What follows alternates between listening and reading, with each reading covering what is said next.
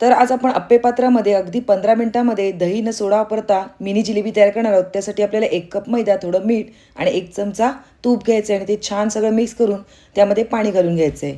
थोडा आपल्याला food colour घालून घ्यायचा आहे. 1 कपापैकी आपण पाऊण कप पाणी येथे वापरलेलं आहे. त्यानंतर एका भांड्यामध्ये 1 कप साखर, पाऊण कप पाणी, केशर आणि वेलची पूड घालून घ्यायचे आणि तसेच त्यामध्ये लिंबाचा रस पिळून घ्यायचा आहे. म्हणजे काय, त्याचे साखरेचे स्फटिक तयार होणार नाही. 10 मिनिटं मिश्रण छान मुरल्यानंतर आपल्याला इकडे अर्धा टीस्पून एवढा इनो आणि थोडंसं ऍक्टिव्ह होण्यासाठी पाणी घालून घ्यायचं आहे आणि हे बॅटर आपल्याला सॉस बॉटलमध्ये आणि तसेच पॅपिंग बॅग किंवा कोणतीही पॉलिथिनची पिशवी घ्यायची आणि त्यामध्ये हे बॅटर घालून घ्यायचे. मी अगोदरच अप्पे पात्रामध्ये तूप गरम करत ठेवलेलं आहे. त्यामध्ये आता आपण जिलेबी पाडून घ्यायची आहे. अप्पे पात्राचा आकार छोटे छोटे गोलाकार असल्यामुळे आपल्या जिलेब्या अगदी परफेक्ट अशा पडल्या जातात.